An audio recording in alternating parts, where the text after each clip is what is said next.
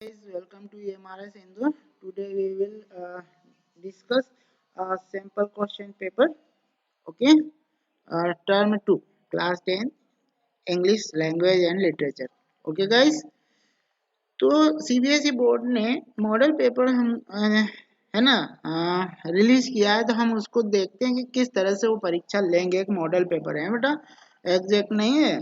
ठीक है, हमको एक आइडिया मिलता है इससे देख के कि इस तरह से पेपर आएगा। ओके गाइस, तो आप देखिए यहाँ पर आपके पास में इस तरह से पेपर आएगा। हाँ, हमेशा आप है ना टर्म 1 दे चुके हैं, तो आपको इस तरह से पेपर मिला। जनरल इंस्ट्रक्शन, ठीक है, ये है आपके पास क्वेश्चन पेपर कंटेंट 3 सेक्शन, सबको पता है। रीडिंग राइटिंग है ना, रीडिंग हो गया, राइटिंग एंड ग्रामर हो गया, और तीसरा हमारा literature. Attempt question based on specific instruction, जो भी आपको दिया गया ना ईच पार्ट में, उसके अनुसार आपको अटेम्प्ट करना है। ज्यादा जितना पूछा जाए उतना ही करना है, बस इतना ध्यान रखना है ना। ज्यादा लिख देंगे तो भी नहीं मिलना नंबर, जितना पूछा उतना नंबर है ना। करेंगे तो देंगे, नहीं करेंगे तो उसमें भी कट जाएंगे। ठीक है, तो इतना ध्यान रखना। टाइम मैनेजमेंट मस्ट, ओके, ध्यान रखिएगा, टाइम मैनेजमेंट बहुत अनिवार्य होता है। देखिए आप रीडिंग, हम पैसेज देखिए आप हम बात करते हैं पैसेज, क्या पैसेज पढ़े बेटा। तो यहाँ देखेंगे हम पैसेज, ठीक है ना। Read the passage given below. अब इसको पढ़ने के बाद में क्वेश्चन रहते हैं। तो देखिए क्वेश्चन हम आपको पहले दिखा दें question.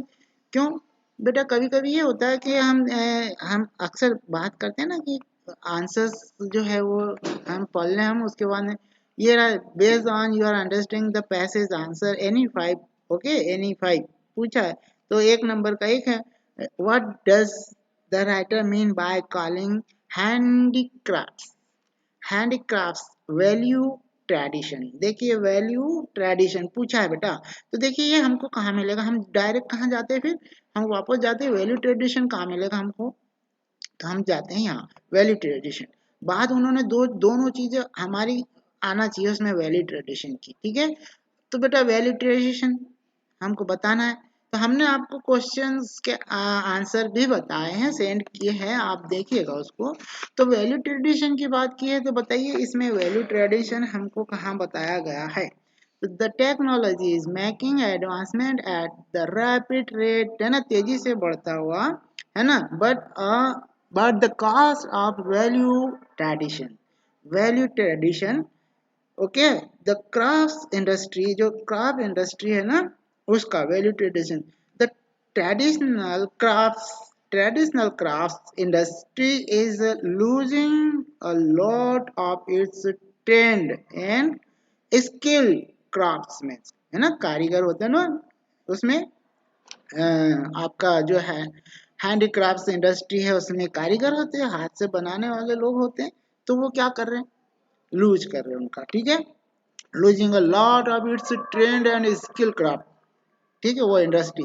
With the art of embellishing brass and copper, ठीक है, पीतल और कॉपर जो होता है ना, वो उसकी बात कर रहे हैं। Utensils with fine engraving, engraving नक्काशी करते हैं ना, बिल्कुल हाँ, क्योंकि हाथ से की जाने वाली वो नक्काशी होती है ना, बिल्कुल, है ना, महीन बिल्कुल बनाते हो, नक्काशी बनाते हैं हमने। कई पहले जो है ना बर्तन होते थे उस पे नक्काशी आती थी, वो तो हाथ से बनी होती है ना।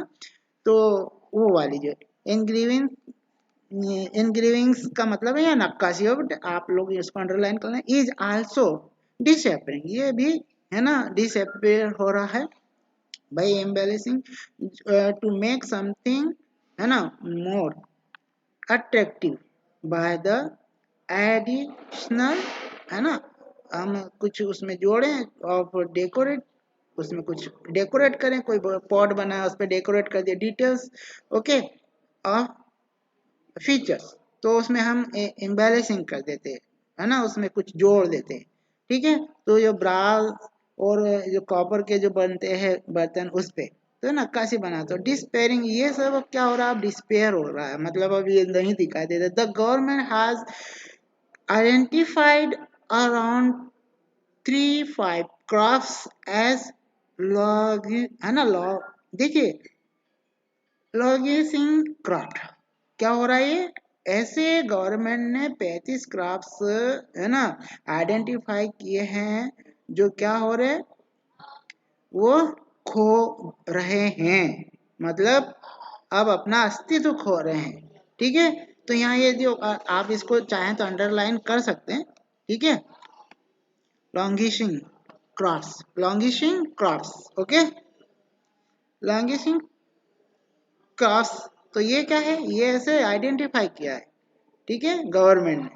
ठीक है, तो अब ये क्या है कि बेचारे अस्तित्व खो रहे, मतलब नुकसान में जा रहे, तो नुकसान में कोई भी जाएगा बिजनेस तो वो क्या करेगा, वो तो है ना फॉलिंग टू मेक प्रोग्रेस, मतलब अब उनका वो जो प्रोग्रेस तो नहीं हो रहा, उनका ह्रास हो रहा है एक तरह से। ठीक है, बिजनेस उनका घाटे में जा रहा है। Okay guys, the speciality speciality of handicrafts item is it's design. ठीक है, इसकी क्या होती है, इसकी स्पेशलिटी भाई हैंडीक्राफ्ट आइटम की, इट्स है ना is it's design and association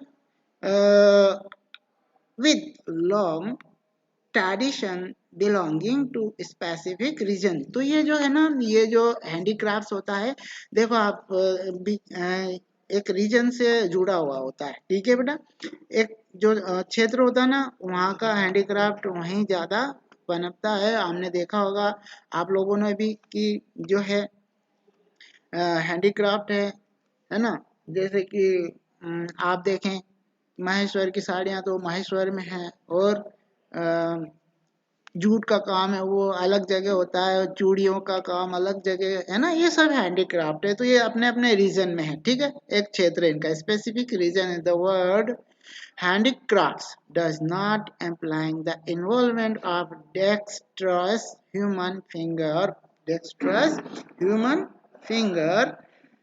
okay, uh, yes, dexterous human finger। तो यहाँ पर हम बात कर रहे हैं, तो showing having skill specially with, है ना, द हैंड। ठीक है, तो involve of dexterous human fingers or a agile mind, मतलब तेज माइंड जिसको कह सकते हैं ना, ये जो है वो व्यक्ति होता है ना, उसके हाथ में होता है, वो तेज दिमाग होता है जिसका, है ना, उस कार्य में, क्योंकि कार्य कर करके वो क्या हो जाता है, तेज माइंड हो जाए, मतलब उसका माइंड हो जाता है क्या है, एजिल माइंड मीन्स तेज दिमाग हो जाता है। Okay, moving spirit anymore. ठीक है, तेज करता अपना, लिसनिंग डल, है ना, ड्रजरी का मतलब है यहाँ पर हम ये कह सकते हैं उपशमन होना, है ना, घटना। ठीक है, तो ये लेसनिंग ड्रजरी, यहाँ पर आप चाहे तो इसको घटना कह सकते हैं ना, कम होना। ठीक है, ड्रजरी का मतलब यहाँ बेटा कम होना, drudgery increasing production and promoting efficiency have take precedence, मतलब बढ़, है ना, बढ़ गया। ठीक है, तो ये यहाँ पर हम देखेंगे कि द लेबर सेविंग डिवाइस जो है, लेबर सेविंग डिवाइस मतलब हम कहें machine, are taking the place of handicraft tools, and this has jeopardized the skill of these artisan मतलब वही जो कामगार लोग हैं वो। ठीक है, तो यहाँ पर द लेबर शेयरिंग डिवाइस जो है वो, है ना, put into the situation in which there is a danger of loss. ठीक है, हार्म हो रहा है इनसे, इनका, क्योंकि भाई डिवाइस आ गए, मशीन आ गई, तो फेलियर हो रहे। ठीक है, मशीन ने जो कारीगरों को ऐसी स्थिति में डाल दिया जहां उनके हाथ में जो हुनर है ना, हुनर जो है, उनके हाथ का हुनर जा रहा है, बेरोजगार हो रहे हैं। क्या हो रहे हैं ये आर्टिशन, ये क्या हो रहा है, बेरोजगार हो रहा है, जेपरडाइज, है ना, जेपरडाइज्ड द स्किल। ठीक है, इसका यहाँ मतलब है danger to loss, harm. Okay, इसको आप चाहे तो अंडरलाइन कर लें। ठीक है, डेंजर टू, इसको भी अंडरलाइन करके, जेपरडाइज का मतलब डेंजर टू लॉस, नुकसान होना, हार्म होना, फेलियर होना। क्यों भाई, क्यों हो रहे स्किल्स दीज आर्टिशन, इनके हाथ से ये जो स्किल है वो जा रही है। क्यों जा रही है भाई, डिवाइस आ गए, मशीनें आ गई इसलिए। ओके, मशीन है ना, mechanization has made its way into way everything, everything क्या है भाई, मैकेनाइज कर गया ये सब कुछ तो, है ना। हाँ, तो हम देखते हैं यहाँ पर क्या हो गया भाई, मशीनें आ गई, तो मशीनें आ गई तो क्या हो गया भाई, ये क्या करता है, mechanization has made its way into everything, सब कुछ कर देता है वो मशीनें, कटिंग कर देता है, पॉलिशिंग कर देता है, एजिंग है ना उसकी किनारे, डिजाइन, एटसेट्रा एटसेट्रा। आइडली यदि हम बात करें, the use of machinery should be negligible, नगण्य है, and the handicraft should be made purely by hand with a distinguishable है ना, विशेषणी कह सकते हैं हम इसको। ओके, आर्टिशियन एपिल, तो ये जो है भाई मशीनें जो है वो बेचारे हमारे जो आर्टिशियन है वो, अब इसके कारण क्या हो रहा, नुकसान हो रहा, मशीनें ये कर रही है ना, तेज गति से कर देती है ये, और आर्टिशियन हमारे धीरे करते हैं। However with the exception of small scale industry, है ना, एक एक्सेप्शन है स्मॉल इंडस्ट्री का, स्मॉल स्केल इंडस्ट्री का, the export units are mostly operated by machine, the heavily computerized design contributed to a faster production at lower cost। देखिए भाई, आपको पूछा भी जाएगा क्यों भाई, इनको क्या मिलेगा, फास्टर प्रोडक्शन मिलेगा, और मिलेगा क्या इनको भाई, लोअर कॉस्ट, कास्ट जो है कम आएगी, लागत कम आएगी, प्रोडक्शन तेजी से होगा मशीनों से, इनका ये कहना है। ओके गाइस, तो हम यहाँ पर ये देखें। ओके, अब देखिए आप यहाँ पर ये हो गया, तो लोअर कास्ट मिल रही है इनको, प्रोडक्शन तेज गति से हो रहा, तो मशीनें काम करती है तेज गति से करती है। ओके गाइस, तो इसलिए जो प्रोडक्शन है वो तेज गति से होता है, इसलिए कास्ट कम आती है। ठीक है, अब हम चलते हैं आगे। although mechanization of crafts poses a challenge to safeguarding traditional crafts, the artisans are lured with incentives in order to impact handicraft training।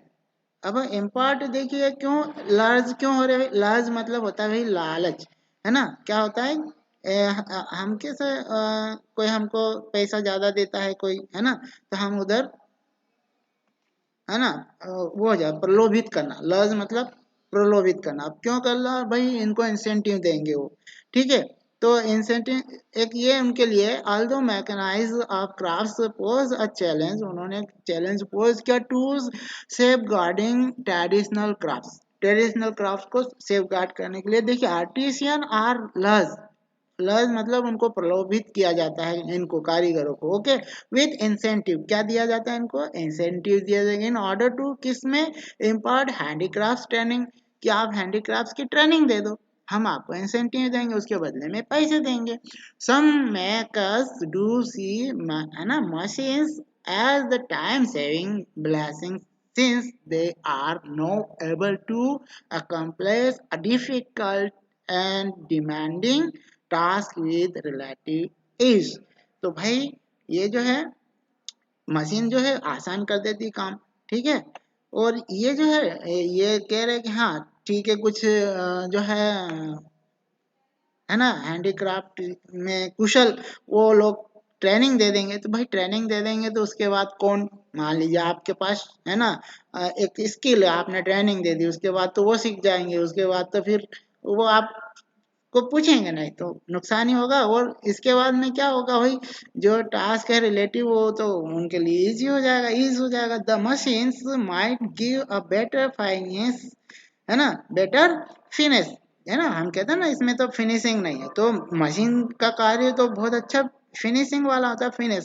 तो give a better finish to okay impression हम डेलिकेसी एंड स्किल कह सकते हैं उसको है ना okay the these products but they don't stand out a handicrafted quantity has overtaken quality is this industry भाई एक बात तो है कि हाँ ठीक है भले से मशीन से बना लेकिन हाँ एक हैंडीक्राफ्ट जो है उसकी भी अपनी एक डिमांड होती है ना हम कहीं जाते हैं तो हमको भी हैंडीक्राफ्ट कोई चीजें होती है तो उसकी हम डिमांड करते हैं ठीक है होता है ले सकते हैं अ need to highlight the importance of handmade aspects in required by both the government and private sector दोनों ही इसकी डिमांड करते हैं इन ऑर्डर टू एम्पलीफाई है ना इसको क्या करना बढ़ाना इसको अब गवर्नमेंट क्या करती है भाई इसको एम्पलीफाई है ना बढ़ाना मान लीजिए एम्पलीफाई ओके ये रहा ना okay amplify amplify okay amplify ये रहा बेटा यहाँ पर एम्पलीफाई ओके ठीक है वर्ड हमने देख लिया ये है जो बढ़ाना अवेयरनेस बढ़ाना ठीक ऑर्डर टू एम्पलीफाई मतलब अवेयरनेस को बढ़ाना and also support the culture of making handicraft और उसको सपोर्ट करना कौन सा कल्चर है हैंडीक्राफ्ट का जहाँ भी काम चलता है हैंडीक्राफ्ट का उसको भी सपोर्ट करना a few artisan are still trying their best to rejuvenate and revive their culture and heritage, but it's an uphill task competing with the machine made goods. Uphill task है क्योंकि बहुत मुश्किल है भाई कुछ तो आर्टिशियन है वो कोशिश तो कर रहे हैं इसको बचाने की लेकिन ये कैसा है टास्क अपहिल टास्क है कैसा है भाई अपहिल टास्क ठीक है तो यहाँ पे वो बात कर रहे हैं कुछ नया करना है रिजोनेट ओके इसको ये देखिए हमने अंडरलाइन कर सॉरी हाईलाइट किया रेजोनेट का मतलब यहाँ पे कुछ नया करने की रिवाइव मतलब पुनर्जीवित करना ओके गाइस तो ये रिवाइव करना उसको कुछ आर्टिस्ट है ये कोशिश कर रहे हैं ऐसा बट देयर कल्चर है ना उनका culture heritage but it's an uphill task बिल्कुल जैसे कि पहाड़ी चढ़ने जैसा हम कह सकते हैं task that is a very है ना डीप है ना क्या है ये डॉन्टिंग है बहुत कठिन है कैसा है बहुत कठिन है from the outset and continue to be challenging और कंटिन्यू चैलेंजिंग भी है भाई क्यों जो मशीन से जो बना हुआ माल है वो ज्यादा फिनिशिंग वाला है और ज्यादा प्रोडक्शन होता है और कम कॉस्ट और लागत कम लगती है अ मल्टीट्यूड ऑफ आर्टिशियन जो है हम कह सकते हैं मल्टीट्यूड ऑफ आर्टिशियन मतलब बहुसंख्य है ना बहुत सारे जो है आर्टिशियन है ना कामगार वो लोग have changed their profession and are encouraged their प्रोजेंसी मतलब हम कहते हैं ना उनकी जो आने वाली जो है नेक्स्ट जनरेशन उसको कहते हैं देयर नेक्स्ट जनरेशन प्रोजेंसी का मतलब यहाँ संतान है नेक्स्ट जनरेशन कह सकते हैं हम ठीक है वो उनको क्या करते हैं इनकरेजिंग करते हैं टू फॉलो सूट है ना उसको वो कहते हैं आर्टिशियन जो है वो बहुसंख्या आर्टिशियन अ मल्टीट्यूड बहुसंख्या आर्टिशियन है चेंज देयर प्रोफेशन चेंज कर रहे भाई क्यों बिजनेस भाई नुकसान में तो कोई चलाएगा नहीं ना अपना बिजनेस कोई भी कितने दिन चलाएगा 4 महीने 6 महीने कब तक है ना जब प्रॉफिट नहीं होगा तो वो अपना प्रोफेशन चेंज करता है चेंज कर रहा तो ये भी इंकरेजिंग देयर प्रोजेनी मतलब नेक्स्ट जनरेशन को ये भी इंकरेज कर रहे ठीक है कि जो उसमें सूटेबल हो उनको बिजनेस जिसमें प्रॉफिट हो वो करें इसलिए उसमें इंकरेज कर रहे हो they are the other who have stay their ground but are clearly inclined towards buying machine तो वो भी जो कुछ रुके हुए वो भी अब तो बिल्कुल क्या करें इंक्लीन का मतलब बिल्कुल प्रबल रूप से एकदम तैयार बैठे हुए बिल्कुल क्या मशीनें खरीदने के लिए ठीक है जो अभी तक भी रुके हुए थे इसमें क्राफ्ट्स में है ना हैंडीक्राफ्ट्स के इसमें बिजनेस में तो अब तो वो भी बिल्कुल इंक्लिन्ड है किधर towards the buying machine machine खरीदने के लिए okay guys, nearly towards decade, है ना, 2 decades मतलब एगो, लगभग 2 दशक पहले, there were around 65 lakhs artisan in the country. कितने थे 2 दशक पहले बेटे? देखिए आप, 2 दशक पहले लगभग 65 लाख थे। ओके, हमारे देश में artisan in the country. 3 year ago, 3 साल पहले, when the government started the process of granting a unique number to the artisan based on Aadhaar card. देखिए आर्टिसन बेस, हम यूनिक आईडी थी तो आर्टिसन बेस पे उन्होंने क्या किया, आधार कार्ड जारी किया। आधार कार्ड से उनको पता चला प्रोफेशन, है ना, कि इतने लोग। अब तो कितने बचे फिर? 3 साल पहले जो किया था उसमें पता चला कि 25 लाख ही बचे। 2 दशक पहले 65 लाख थे, जिसको हम 65 lakhs थे। और 3 year एगो, 3 year एगो जस्ट 25 lakh वर आइडेंटिफाइड। केवल 25 लाख ही आइडेंटिफाई हुए। Loss of traditional crafts is clearly और वार्निंग इशू, है ना। ये जो लॉस है ना ट्रेडिशनल क्राफ्ट्स का, वो तो क्लियरली वार्निंग इशू है। ओके, तो वरिंग इशू है, क्योंकि भाई चिंताजनक विषय तो है, ठीक है, क्योंकि यहाँ तो लॉस हो रहा उनको। तो ये है ओके, वरिंग इशू है। फिर क्या होता है, but it stand to reason that forcing any artisan to follow always when concern of livelihood overrule other consideration is unfair। भाई किसी को आप दबाकर ये कार्य नहीं कर सकते, फोर्स नहीं कर सकते किसी आर्टिशन को करने के लिए। अगर ऐसा करें हम, है ना, तो ये तो उनके जीवन, है ना, उसका जीवन यापन का सवाल है। ठीक है, concern of livelihood over rule other consideration, तो इज अनफेयर। तो आप दबा कर नहीं करा सकते उनसे ये कार्य, उनको दबा नहीं सकते, क्योंकि ये उनके जीवन यापन का सवाल है, ठीक है, रोजी रोटी का सवाल है। तो अगर ऐसा करें तो वो क्या होगा, इज अनफेयर होगा, गलत होगा, है ना, गलत है। Okay guys, go to next page.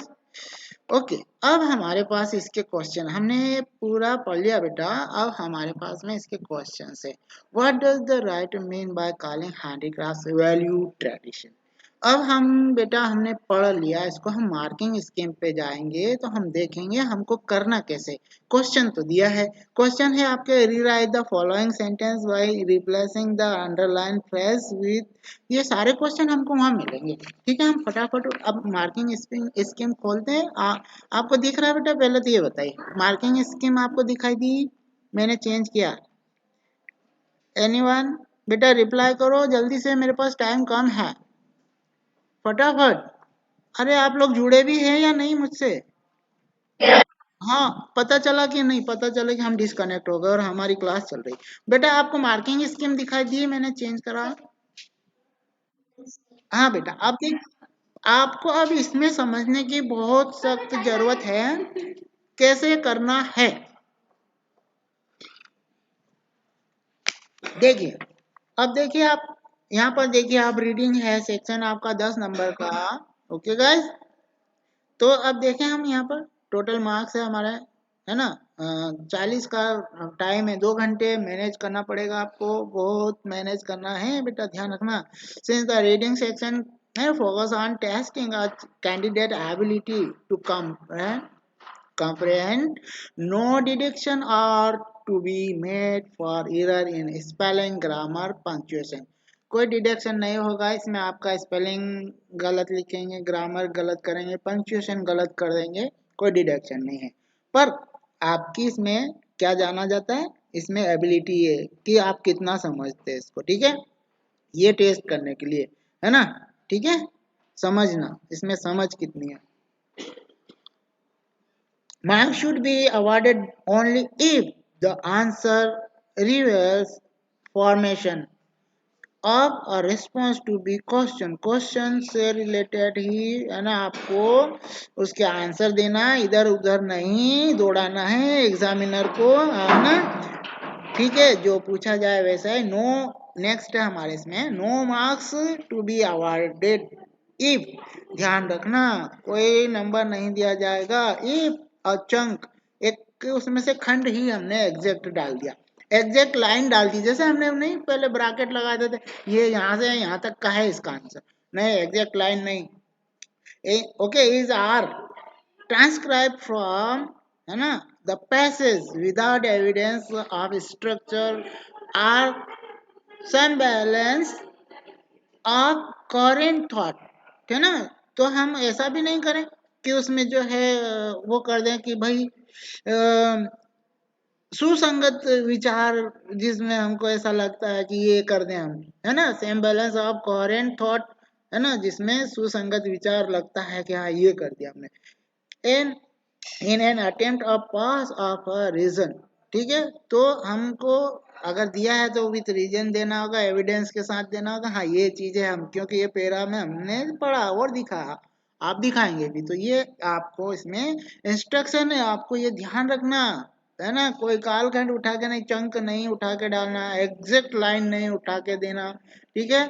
ये सब चीजें ध्यान रखना आप लोगों को। ऑब्जेक्टिव क्या है भाई इसका, क्यों पूछते हैं आपसे ये पैसेज हम, मतलब examiner this section evaluate the reading and comprehension skill, आपकी जो रीडिंग की और समझने की स्किल है ना वो टेस्ट करना है ना, इवेल्युएट करना, ठीक है, of the student, their ability to analyse, analysis करने की जो एबिलिटी है वो, इंफॉर्मेशन, ओके मीनिंग क्या आप निकालते हैं उसका पढ़ के, and evaluate the given information, और जो है ना दी गई जानकारी का मूल्यांकन करने, है ना, कि आपकी क्षमता का मूल्यांकन करता है, ये उद्देश्य होता है इसका, ठीक है। आप कैसे मूल्यांकन करते हैं उसको पढ़ने के बाद, ये इसका उद्देश्य होता है। ओके गाइस, देखिए आप आंसर पैसेज हमारा 5 नंबर दिए इसके फर्स्ट वाले के, ठीक है, क्योंकि 2 पूछे जाते हैं ना। What does what does the writer mean by calling handicrafts valued tradition, बेटा आपको 2 चीजें पूछी, वैल्यूड भी पूछा और ट्रेडिशन भी पूछ लिया, दोनों चीजों बताना होगा, एक बताया वैल्यूड तो आधा नंबर मिलेगा, ट्रेडिशन ही बता तो आधा नंबर मिलेगा, दोनों बताओगे तो 1 नंबर मिलेगा, यहाँ लिखा गाइडेंस में आपको, the learner is required to respond to why are handicrafts valued, क्यों है हैंडीक्राफ्ट्स वैल्यूड है भाई, ठीक है, उनका मूल्य क्यों है हैंडीक्राफ्ट्स का, आज भी है उनका मूल्य, ऐसा नहीं है कि नहीं है ना, क्योंकि लोग आज भी पसंद करते, why are they considered a part of our tradition, ठीक है, तो क्यों कंसाइडर्ड किया, क्यों विचार किया जाता है उनके जब वो है ट्रेडिशन के ऊपर, है, तो दोनों चीज बताएंगे। Award maximum 1 mark for the complete correct answer, भाई कंप्लीट करेक्ट आंसर, देखिए हम बार बार चीज नहीं समझाएंगे, ये एक ही बार समझा देता हूँ, या बार बार रिपीट होगी तो नहीं बताऊंगा, ठीक है। कंप्लीट आंसर होगा जिसमें दोनों चीज बता दिया आपने, वैल्यूड भी बता दिया उसका और ट्रेडिशन भी बता दिया, ओके। तो अवार्ड पार्शियल क्रेडिट, मतलब क्रेडिट मतलब मार्क्स कितना, award partial credit of half mark if just value या tradition is address in the response, यदि आपने सिर्फ वैल्यू बता दिया या ट्रेडिशन बता दिया तो आपको कितने मार्क्स मिलेंगे, आधा, क्योंकि 1 नंबर का पूछा, ओके गाइस। तो देखिए आपको हमने आंसर सेंड किया, ठीक है, तो उसमें दोनों ही चीजें आपको हमने बताया है, ठीक है, आप चाहे तो देख सकते हैं इसको, कि जो हमने आपको भेजा है ना क्लास 10th के लिए, तो बेटा आप लोगों को मैं अगर आंसर अभी मैं एक तो आपको पढ़ के सुना ही देता हूँ, क्योंकि आपको ये चीज मालूम होना चाहिए कि जो चीज पूछी गई वो दोनों बताना, कहीं ऐसा ना हो हम क्वेश्चन को पढ़े और समझे पहले अच्छे से पूछा क्या है, नहीं, अक्सर बच्चे इसमें गलती करते हैं कि उसको पढ़ते नहीं, समझते हैं नहीं और तुरंत आंसर दे देते हैं, तो बाद में फिर कहते हैं अरे ये तो, है ना, मुझे ध्यान में ही नहीं आया, ये छूट गया। देखिए आपको मैंने सेंड किया था इसका आंसर, ये the writer by using value tradition means to say that the crafts industry is valuable as it showcases the talent that are associated with artisan. देखिए यहाँ पर वैल्यू भी आ गया और उसका ट्रेडिशन है ना, life style and history and it also represent our rich artistic. तो यहाँ उसका ट्रेडिशन कल्चर कल्चर ओके। तो यहाँ हेरिटेज एंड ट्रेडिशन है ना, दोनों चीज है और वैल्यूड भी आ गई, तो दोनों यहाँ पर आ गया, वैल्यूड भी आ गया और ट्रेडिशन भी आ गया। तो गाइस ये आंसर आप नोट कर लीजिएगा है ना, आपके नोटबुक में आपको काम आएगा। नेक्स्ट नेक्स्ट है हमारे पास में अगला है, देखिए आप बड़ी सावधानी से बेटा, हम अब मार्किंग स्कीम में ही चलेंगे, अब पेपर हम उधर देखने जाएंगे तो टाइम हमारा वेस्ट होगा, सारे क्वेश्चन भी यहाँ है। Rewrite the following sentence by है ना replacing the underline phrase. Underline phrase आपको दिखाई दे रहा, falling to make progress, falling to make progress. अब बेटा ये इसका मीनिंग है ना हमारे फ्रेज में कहा मिलेगा, with word that means the same from line 5 to 15। अब हम 5 to 15 देखने जाएं तो हमने पैसे तो देखा ही था ना बेटा, तो हम वापस उस पे चले जाएं, कहाँ मिलेगा भाई, एक मिनट, फिर वर्ड हमारा कौन सा था, ये है इट कंटिन्यू द वर्क है ना, वर्केशन, वर्क प्लस वेकेशन होता है okay. Trend will be powerful boost to domestic tourist operators falling to make progress in the economic slump caused due to the pandemic। आप pandemic चल ही रहा तो इसलिए तो टूरिस्ट का बेचारों का बिजनेस ही है ना कैसा गया, नुकसान में चला गया, क्योंकि कोई जा नहीं रहता, घर से बाहर नहीं निकल रहता है पैंडेमिक के कारण, ठीक है, कोविड-19, इसलिए तो बेचारे ऑपरेटर थे है ना, तो उनका तो क्या बिजनेस हुआ, फॉलिंग टू मैक प्रोग्रेस। तो अब हम कहा, हमारे जो 5 से 15 की लाइन बताई है उसमें ये हम कौन से वर्ड है जिससे हम इसको रिप्लेस कर लेंगे, तो वहां पर बताया बेटा, देखिए इट है ना कंटिन्यूज द वर्केशन है ना, trend will be powerful boost to domestic tourism operators है ना, लॉन्गिशिंग हम देखे, अब ये वर्ड आप मतलब आपको देखना चाहिए था इसको कि कहाँ देखे भाई। तो अब देखिए, अब आप ये वर्ड हमारा 5 से 15 जो लाइन है ना वो बताई थी हमारे वहां पर, तो हम ये कहाँ पर ढूंढ सकते थे, देखिए ये तो हमने आंसर देख लिया, लेकिन 15 5 से 15 के बीच में है, तो 5 से डिस ये रहा, देखिए है ना, embellishing the government has identify around 350 crafts और क्या हो रहा, आर लैंग्वेजिंग क्राफ्ट्स ओके। ये देखिए यहाँ पर भी है, तो हम इसको रिप्लेस कर सकते हैं उससे, क्यों भाई ये सारे कहाँ जा रहे हैं, सब नुकसान में जा रहे थे, इतने नुकसान में गए, ठीक है, तो हम इस प्रकार से उसको आइडेंटिफाई करके बता सकते हैं, ठीक है ना बेटा। तो यदि हम उसको देखेंगे तो हम पैसेज में से यदि ढूंढने के लिए कहा जाए हमको, तो हमको वहां से ये ढूंढना है, ठीक है।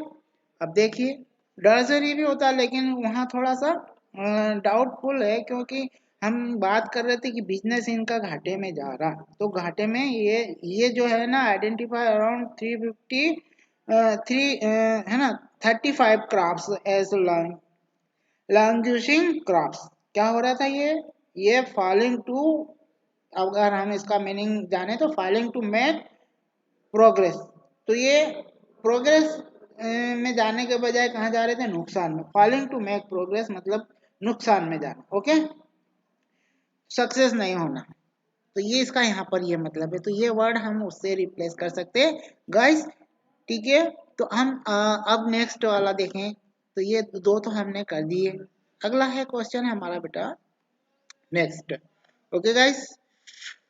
नेक्स्ट है हमारा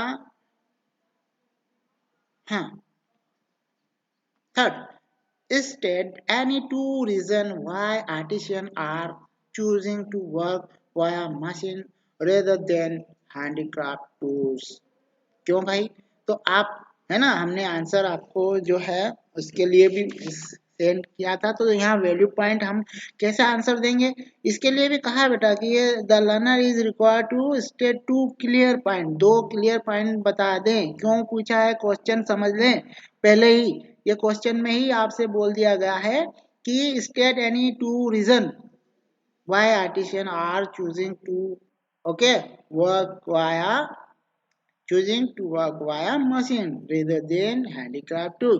तो दो रीजन बताने भाई, सेव लेबर, है ना, लेबर बचाना, मशीनें जल्दी काम कर देती, रिड्यूस ड्रेसरी जो है वो जो है ना नुकसान हो रहा है ना, घट रहा है, उसको रिड्यूस करना, इंक्रीज प्रोडक्शन, इंक्रीजिंग प्रोडक्शन को फाइनेंस, है ना। तो हाँ, हम बात करते हैं तो मशीन से फिनिशिंग बहुत अच्छी आती है, एफिशिएंसी, भाई एफी मशीन है तो जल्दी काम होगा, ठीक है। तो ये रीजन है हमारे आंसर में, हम इसको दे सकते हैं। तो ये थर्ड वाले का आंसर हम अगर कहें तो ये कह सकते हैं, the artisans are choosing to work via machine, okay, rather than handicraft to, because it save labour. आ गया लेबर, हमने ले लिया, as not much my main power is required to complete the work, ठीक है, मेन पावर ज्यादा नहीं चाहिए काम कंप्लीट करने, एंड इट गिव,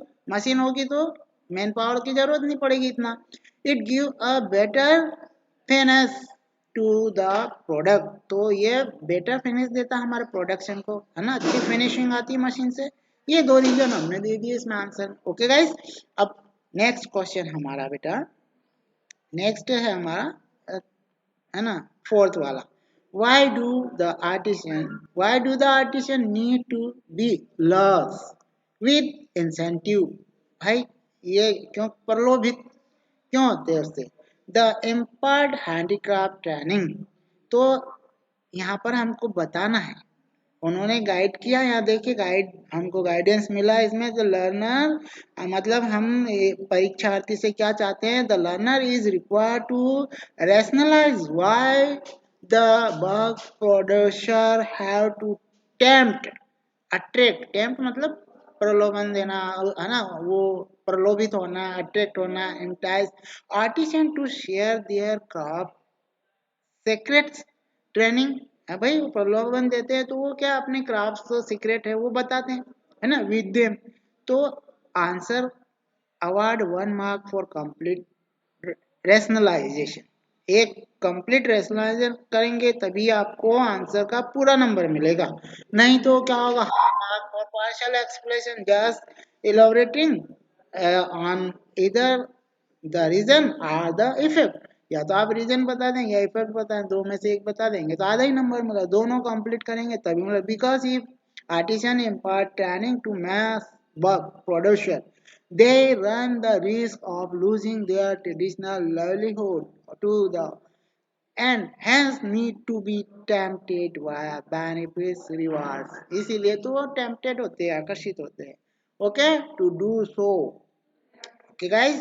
तो ये ज्योति का आप जो है आंसर इस प्रकार से दे सकते हैं कि the artisan need to be, है ना, lured with the incentive to import, है ना, handicraft, impart handicrafts training, because if artisan will impart training to work of producer, they will run the risk of losing their tradition, क्योंकि भाई उनको भी तो, है ना, वो हो रहा है नुकसान, traditional livelihood to them, therefore they need to be tempted by offering benefit, है ना, देम बेनिफिट और रिवार्ड्स, इसीलिए तो वो टेम्पटेड होते हैं, आकर्षित होते हैं, to give the training, okay, training देने के लिए, ठीक है।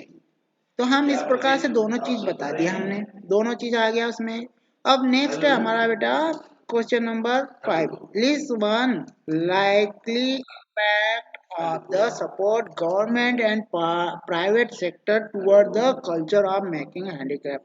हमारे उसमें हमने पैसेज में पढ़ा भी था, तो यहाँ लर्नर से पूछा कहा गया था learner required to list advantage is the outcome of the support of government and private sector toward the handicraft making. पूरा मार्क मिलेगा आपको, है ना. Award 1 mark for any one impact.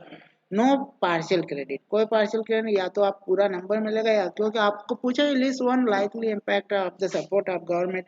तो देखिए हमने पैसेज पढ़ा था क्रिएशन ऑफ अवेयरनेस है, ठीक है, and public support for the artisan and their work more artisans would be incentivized to continue their tradition. तो गवर्नमेंट उनको दे भाई incentive. Artisan wouldn't change their profession seeking better livelihood. तो उनकी खोज जो है सीकिंग बेटर लाइवलीहुड मतलब उनकी खोज के लिए वो चेंज नहीं करेंगे यदि गवर्नमेंट उनको दे देती है ये, ठीक है, इंसेंटिव उनको मदद दे दे उनके बिजनेस में, ठीक है, और आजकल गवर्नमेंट देती भी है. ओके गाइस, नेक्स्ट है 6 नंबर का. How does the writer justify artist act of abandoning her or his. दोनों होते हैं भाई इसमें, महिला पुरुष, traditional craft for more lucrative option. ठीक है भाई, कौन से लर्केटिंग ऑप्शन होते हैं हमारे, तो वो यहाँ पर आपको बताना है. Why are the argument that the artisan can not be है ना expected to continue their profession if go to next if is not profitable. ठीक है, प्रॉफिटेबल नहीं होगा तो हमने उसमें भी पहला में even though the loss of tradition craft is okay okay तो इज पर्टर्बिंग. तो यहाँ पर हम देखते हैं तो ये चीजें उसको अगर नुकसान होगा तो वो नहीं करेगा. ठीक है, तो हमारा नेक्स्ट जो है क्वेश्चन नंबर हमारा, हाँ ओके गाइस, हम तो is not profitable even though the loss of tradition craft is patterning. तो भाई वो पैटर्निंग तो होगा ना, क्यों नहीं होगा, उसका प्रोफेशन लॉस जाएगा तो परेशान करने वाली कारण तो है, व्याकुल तो होगा, है ना. पैटर्निंग यहाँ पर है परेशान होना अपने उससे, ट्रेडिशन जो है उसका क्राफ्ट है ना, ट्रेडिशनल क्राफ्ट से है, अगर वो लॉस में जाएगा, है ना, नॉट प्रॉफिटेबल है, तो क्या होगा, आप कर रहे हो बिजनेस तो आप भी इसके लिए चिंतित तो होंगे ना, व्याकुल होंगे. ठीक है, परेशान करना, परटर्बिंग मीन्स परेशान करने वाला. ओके गाइस, नेक्स्ट हम देखें, हमारा नेक्स्ट है पैसेज देखेंगे आप लोग. तो नेक्स्ट पैसेज आप देखें, उसमें बेटा चेंज करूंगा पैसेज दिखाऊं मैं आपको नेक्स्ट वाला. तो नेक्स्ट पैसेज में हम अगर देखेंगे तो उसमें भी हमको पैसेज दिया हुआ है. ठीक है, ये आंसर हमारे read the following expert from a case study title, है ना. आपको एक केस स्टडी टाइप का आता है, ठीक है, फैक्चुअल और डिस्क्रिप्टिव दो तरह के आते हैं. तो देखिए यहाँ पर case study title impact of festival on ecology. भाई इकोलॉजी पर फेस्टिवल का इम्पैक्ट क्या पड़ता है. तो हम देखें फेस्टिवल, हमने कई फेस्टिवल अपन हमारे इंडिया में तो कई फेस्टिवल होते हैं. तो festivals are synonym with the celebration. अरे ये तो पर्यायवाची भाई, मतलब सेलिब्रेशन मतलब त्योहार, है ना भाई, त्योहार मतलब सेलिब्रेशन. तो ये क्या है, सिनोनिम है, सिनोनिमस है, पर्यायवाची है, दोनों एक दूसरे के. तो ceremony and joy, however festival bring to for the flip side. flip side मतलब एक सिक्के के दो पहलू होते हैं ना, इधर और इधर देखे तो हम दो, तो हम कह सकते हैं दूसरा पहलू है. ठीक है, festival bring to fore the flip side of celebration. अब भाई सेलिब्रेशन हमने मनाया मान लीजिए किया, तो उसका दूसरा पहलू भी तो है. क्या होता है सेल में, पॉल्यूशन, एयर वाटर का, सॉइल का, है ना, नॉइज होता है। This led to the need of assessing the awareness level among people about ecology pollution during festival। अब फेस्टिवल के दौरान भाई इकोलॉजी का पॉल्यूशन होता है, ठीक है। So study was conducted by scholar, है ना, एक स्कॉलर एक है, उसके द्वारा क्या किया गया, एक स्टडी कंडक्ट की गई। An esteem university in India. This study was title, क्या टाइटल दिया भाई इसको, awareness towards impact of festival on ecology. तो ये इसका title, awareness toward impact of festival on ecology. तो भाई अवेयरनेस किसके प्रति, कहाँ कहाँ इम्पैक्ट होता है, फेस्टिवल से होता है, ऑन इकोलॉजी, इकोलॉजी से होता है, इकोलॉजी पर होता है। तो हम देखिए कैसे होता है इकोलॉजी पर। There were two main objective of the study, दो मेन ऑब्जेक्ट है भाई, याद रखिएगा इसको, क्वेश्चन बनता है। The first one was to assess the awareness level among people. The first one was to assess the awareness level among people about ecology protection during festivities। तो हमारे यहाँ तो बहुत सारी फेस्टिविटीज होती है, ठीक है। Exploring solution to bring awareness about celebrating festivals without harming ecology was the second objective। तो दूसरा ऑब्जेक्टिव भी हमको मिल गया, फर्स्ट वाला भी मिल गया, दो हो गया, ठीक है। तो ये दो ऑब्जेक्टिव हमको बताना, अगर पढ़े तो बताना है। The method use to collect data was simple questionnaire containing 6 questions. एक क्वेश्चन है, ये डाटा कलेक्ट करने के लिए भाई एक क्वेश्चन है, प्रश्नावली तैयार करें। क्वेश्चन मतलब यहाँ प्रश्नावली तैयार की है। कितने क्वेश्चन है, 6। शेयर विथ 50, है ना, respondent across for select district, है कोई जिला चुन लिया वहां पे, है ना, state in the southern region of India, southern region की जो है ना, प्रदेश का एक जिला चुना और वहां पे 50 लोगों को ये दे दिया, ठीक है। ये हो गया। अब देखिए, the research began by understanding to socio economic conditions of the respondent before sharing the questionnaire, ठीक है। once the response were, है ना, received, the data collected was tabulated, table दी हुई है एक इस तरह से बना दिया, और फॉर एनालाइज करेंगे उसको, डाटा मिलने के बाद एक टेबल में एनालाइज कर देंगे। ये है उसके टेबल 1 है, आंसर लेवल अमंग रेस्पोंडेंट। अब प्रश्न पूछा है, ठीक है, उसमें मान लीजिए एक आपके पास क्वेश्चन आ रहा है, आपसे पूछा, आप इस बात से सहमत है, यस, नो और कांट से। तो अगर ये ऑप्शन नहीं रखे कांट से, तो आप कहेंगे यस या नो में जवाब नहीं दे सकता मैं, है ना, या तो हाँ या ना, ऐसा थोड़ी होता है भाई। तो एक ऑप्शन कांट से का भी रखना पड़ता है कि आप कांट से भी बोल सकते हैं। क्वेश्चन है, do you feel the bursting crackers is a must during festivities.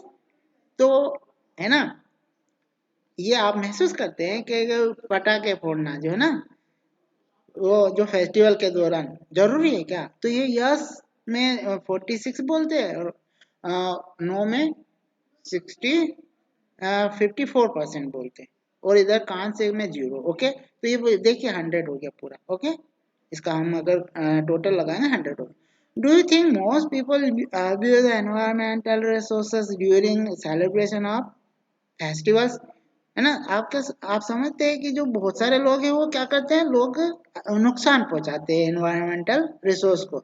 Abuse means यहाँ पर गाली देना नहीं, मतलब नुकसान पहुंचाना होता है। ओके गाइस, तो 70%, 72% यस, और ये 28% no. Okay, do you think that celebration and festival result in uniting people. क्या आप ये समझते हैं कि जो सेलिब्रेशन फेस्टिवल होता है उससे एकता, है ना, लोगों में एकता आती है, लोग, है ना, एकता का भाव उत्पन्न होता है, एकता आती है। तो इन लोगों ने इस प्रकार से, इतने परसेंट लोगों ने यस और इतने ने नो में जवाब दिया, ठीक है। 64-32। Do you enjoy basting cracker for amazement? क्या आप मतलब मजे के लिए, है ना, एंजॉय करने के लिए जो है पटाखे फोड़ते? तो यस में 68 और 32 नो में, और बाकी जो है जीरो तो कांट, है ना। अब यहाँ पर है भाई एक दो चार लोगों ने तो कांट से भी बोला था, है ना। तो हम्म तो जो लोगों में एकता के लिए तो चार तो बोल रहे हैं कि कांट से, मैं कह नहीं सकता इसके बारे में ऐसा। Do you feel pressure to burst cracker during festival as an expectation of your social status?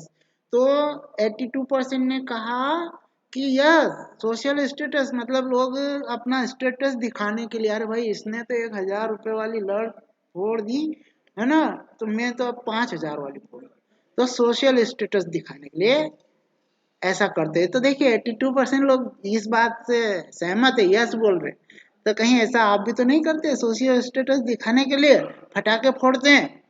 गलत बात है, ठीक है। और 12% कहते हैं नो। तो देखिए, are you aware of waste segregation and disposal guideline for better ecology? तो आप क्या अवेयर है इसके लिए, जो हम जो फटाके तो फोड़ दिए हमने, अब सेग्रेगेशन करना उसका, है ना, उसको अलग करना, डिस्पोजल गाइडलाइन, है ना, उसके बेटर इकोलॉजी के लिए। तो 56 कहते हैं यस और 40 नो, और 4% कान से माता। अब बताओ क्या होगा? The study recommended the imposition of strict rule and regulation as opposed to the total ban on all festive activities। ठीक है भाई, कह रहे हैं ऐसा है, ये जो है ना रिकमेंड आई है, जो imposition imposition the strict rule होना चाहिए एंड रेगुलेशन हो जाए as opposed to total ban on all festive activities. तो टोटल बैन लगाने के बजाय क्या करना चाहिए हमको? टोटल बैन तो नहीं लगाना, पर क्या करना चाहिए? स्ट्रिक्ट रूल होना है, रूल्स एंड रेगुलेशंस होना चाहिए, ठीक है, विच हैव, है ना, drastic impact on our environment. ठीक है, तो ये जो है, हाँ, ये टेबल टेबल हमने पूरा पढ़ लिया। इसके बाद में होगा, इसके बाद में हम देखते हैं, हाँ, the researcher believe that such measures would help in harnessing some ill effect, है ना, तो कुछ बुरे प्रभाव पड़ते हैं उस पे कम होंगे, that add to the growing pollution and suggest further studies be taken up across the country. तो आगे भी लोग कई स्टडी करते हैं, है ना, ये टॉपिक लेकर, तो उनको भी हेल्प मिलेगी, जो ऐसे ऐसे awareness about the ecology degradation. तो इकोलॉजी को डिग्रेडेशन होता है, नुकसान होता है ना, उसके लिए। Okay, the observation made in the study pointed to the environmental groups and eco club होते हैं बहुत सारे, एनवायरमेंटल ग्रुप भी होते हैं, बहुत सारे लोग जुड़े होते हैं, fighting a losing battle due to city traffic issues. अब भाई ये लोग तो है ना उसको इन्वायरमेंटल बचाने के लिए काम कर ही रहे, लेकिन क्या है, कहाँ लूज कर जा रहे हैं, कहाँ हो रहे हैं, है ना, कहाँ पीछे हट जाना पड़ रहा है इनको उससे, due to city traffic issue, disposal of plastic का डिस्पोजल, गार्बेज डंपिंग, है ना, तो गार्बेज डंपिंग भी प्रॉपर नहीं होता, and all source of ecology है ना, डिग्रेडेशन। तो ये सब चीजों से क्या होता है? इकोलॉजी डिग्रेडेशन होता है ना, नुकसान होता है। The researchers stressed that the need of the hour in increasing awareness among people। तो लोगों में जो है ना वो जागरूकता बढ़ाने की बात कर रहे हैं, टू रिड्यूस इकोलॉजी पॉल्यूशन। ठीक है, तो लोगों में अवेयरनेस बढ़ाएं, तो उसके लिए अवेयरनेस बढ़ाने के लिए हमको समय देना होगा, तो है ना, hours, the need of the hours, और घंटे तो चाहिए, समय तो चाहिए, increase awareness among people, reduce ecology pollution. भाई अवेयरनेस आएगा तभी तो रिड्यूस होगा इकोलॉजी पॉल्यूशन, कम होगा, विच कैन बी फैसिलिट, है ना, facilitate by celebrating all festivals in eco friendly manner. तो भाई इको फ्रेंडली मैनर में मनाओ त्योहार, है ना, मिठाइयाँ बांटो, है ना, ड्राई फ्रूट बांटो, पटाखे फोड़ने से ही थोड़ी होता है वही सब कुछ। हाँ ठीक है। तो एक होता है, मनाएंगे तो वो कैसे मना, festival in eco friendly manner में हम सेलिब्रेट कर सकते हैं। ओके गाइस, अब on the basis of the understand the passage answer any five. भाई 5 के आंसर देना, एक एक नंबर का होता है। हम चले उधर बेटा हमारे उसमें, ये लीजिए ठीक है। तो यहाँ पर हम बात कर रहे थे, ये लीजिए क्वेश्चन है आपके पास, इन क्वेश्चन का आंसर आपको देना है।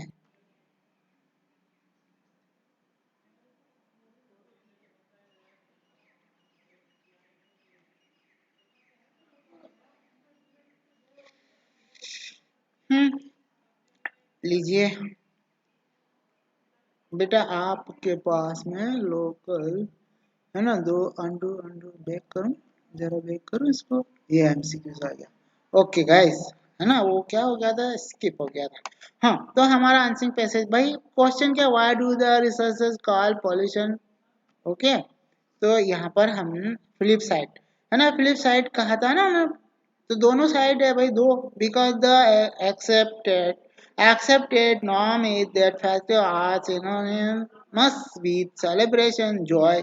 तो ये हम भी एक्सेप्ट करते हैं कि इसके दो है ना, ये पर्याय है ठीक है, सेलिब्रेशन का, जो हमारे त्योहार है वो ठीक है। People fail to see the other side, है ना, लोग ये देखने में फेल हो जाते हैं दूसरी साइड का, विच इज पॉल्यूशन। दूसरी साइड क्या है भाई, पॉल्यूशन, वो देखने में फेल हो जाते हैं। हम भी ये पटाखे फोड़ते तो हम कहाँ ध्यान रखते हैं इस चीज का कि पॉल्यूशन हो रहा है ना। ओके गाइस, हाँ फेस्टिवल्स एंड पॉल्यूशन आर, या आप इसको इस तरह का देखिए, गाइड आपको किया गया, गाइडेंस दी गई, the learner is required to explain how pollution is the darker side. Pollution की डार्कर साइड क्या है भाई, a festival and unfortunately goes hand in hand, है ना, हैंड इन हैंड मतलब हम एक दूसरे को एक बढ़ावा देते ऑफन विद फेस्टिविटीज, त्योहारों के समय में, है ना, हम भी फोड़ते हैं, उसको देख के वो भी फोड़ता है, दूसरा भी, इस तरह से हैंड टू हैंड हम उसको बढ़ावा देते हैं। ओके, यहाँ पर अवेयर मैक्सिमम, ठीक है, अब जो हाँ आपका अवार्ड है वो मैक्सिमम 1 मार्क कंप्लीट करेक्ट होना, there is no partial credit, यहाँ कोई पार्शियल क्रेडिट नहीं है। आपसे पूछा गया why does the researchers call pollution the flip side, okay बता देना ये आंसर इस प्रकार से। तो हमने आपको आंसर सेंड भी किए। सेकंड है comment on the significance, comment on the significance of the second objective of the study with reference to line 7 to 1, है ना, आपका 12, 7 to 12, तो 7 to 12 में आपको लाइन दी गई है, ऑब्जेक्टिव बताए थे दो, है ना, तो आपको सेकंड ऑब्जेक्शन बताना है।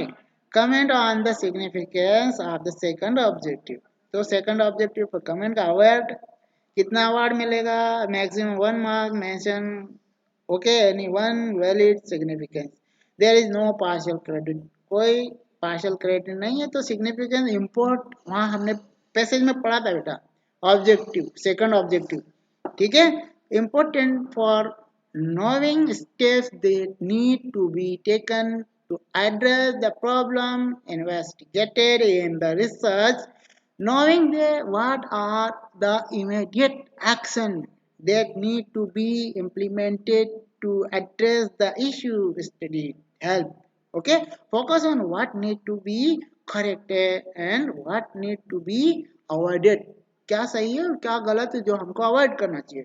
Okay, to solve the problem focus on in the research, हमारी जो रिसर्च में फोकस किया गया। ओके गाइस, तो वो बताना आपको, जस्ट हमने उसमें पढ़ा भी था सेकंड ऑब्जेक्ट में।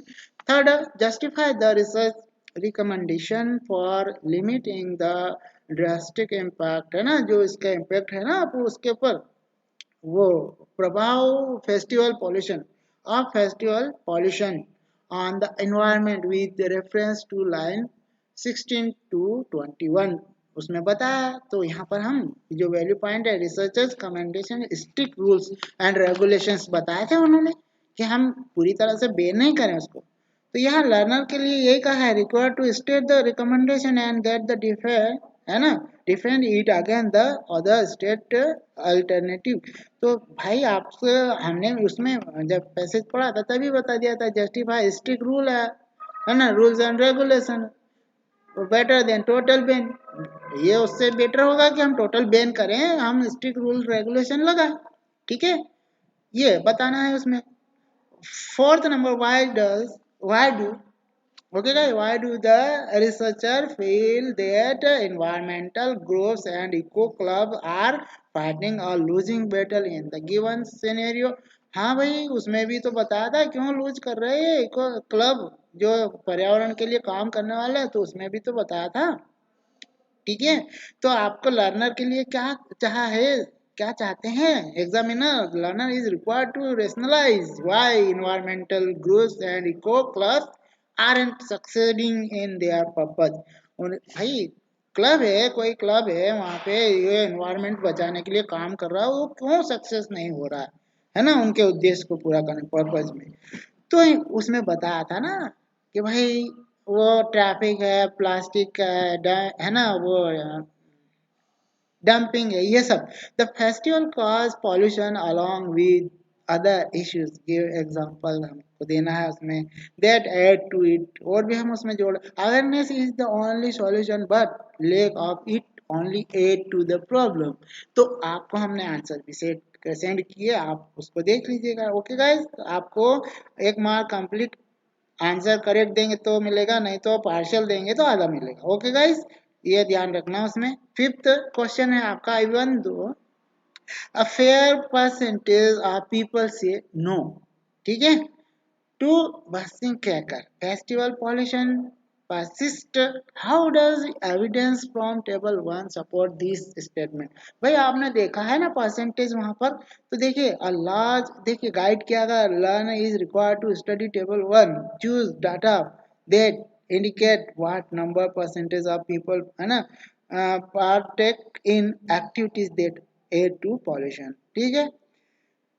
then check the C है ना, to see if the number is higher than the number about no to bursting crackers, कितने लोग हैं जो नो बोलते, कितने जो यस बोलते। then final rationalize the data, prove the question, ठीक है, statement by using the evidence data.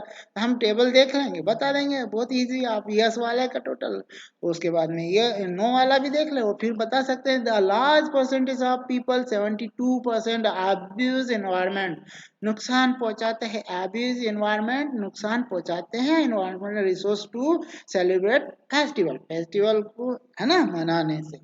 अब the high percentage of people 82% use cakes to celebrate festival in order to, आपको बताया था उसमें टेबल में कि लोग क्या करते हैं दिखावा करने के लिए, अरे भाई हमने ये सोशियो है ना, सोशियो स्टेटस दिखाना, तो लोग ये करने के लिए the high percentage of people 82% use cager to celebrate festival in order to live up to the expectation of their social status. तो ये हम टेबल देख के बता सकते दोनों चीजें। ओके गाइस, तो ये हो गया हमारा फिफ्थ क्वेश्चन। अब क्वेश्चन आपसे है ना, आप मान लीजिए क्वेश्चन आया तैयार कर, प्रश्नावली तैयार कर रहे हैं, आप किसी के घर जाएंगे, आपको उत्तर यस में देना या नो में देना, तो वो कह देगा क्यों, जरूरी थोड़ी है मैं यस भी बोलूं नो भी बोलूं, एक ऑप्शन और होना चाहिए कि मैं ना मुझे नहीं पता, आई कांट से, तो ऐसा कॉलम। तो what purpose does the can't say column serve in the question table में। ओके, तो यहाँ वैल्यू पॉइंट दिया है और आपको बोला गया कि भाई बताना पड़ेगा, लर्नर को बताना होगा एग्जामिनर को क्यों। तो the learner is required to explain the role of can't say section with reference to study table. Okay, तो यहाँ पर ये वैल्यू पॉइंट आप किस तरह से उसको आंसर देंगे, give a provision to allow the respondent to choose not to express, ठीक है, not to answer, allow an option, एक ऑप्शन दो भाई यार, वो तो यस भी नहीं बोलना चाहता, नो भी नहीं बोलना चाहता, एक ऑप्शन तो दो भाई, क्या फिर है ना, जैसे कि आजकल हमारी जो है इलेक्शन होते हैं उसमें भी वोटिंग जो मशीन होती है उसमें भी है ना नोटा एक ऑप्शन दे दिया भाई हमको तो ये जितने उम्मीदवार खड़े हैं ना इनमें से एक भी पसंद नहीं है ऐसा कोई बटन दो। तो गवर्नमेंट को उसमें एक बटन ऐड करना पड़ा नोटा, मतलब ये जितने उम्मीदवार खड़े हैं इनमें से एक भी पसंद नहीं। तो ऐसा ही उसमें भी टेबल में भी बोला गया है चूज हु लैक है ना क्लैरिसिटी आर अनविलिंग टू रेस्पॉन्ड, जो रिस्पॉन्ड यस नो का नहीं देना चाहते हैं, इच्छा ही नहीं उनकी, अनविलिंग टू रेस्पॉन्ड। तो भाई कहीं देगा ना, कहीं देने के लिए तो वो ये तो बोल सकता है कांट से, तो एक ऑप्शन दे दिया, ऐसा आपको बताना। ओके गाइस, अब आता है हमारा राइटिंग सेक्शन, इसको हम फटाफट कर लें। देखिए राइटिंग सेक्शन आपका बेटा, इसको यदि हम कल करें तो बेटर रहेगा। बेटा आप रिप्लाई करो जल्दी।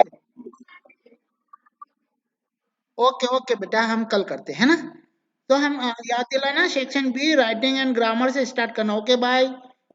If you have any doubt related this, बेटा एक सेक्शन हुआ ना ए, अगर आपको इससे रिलेटेड कोई डाउट हो तो पूछ सकते हैं।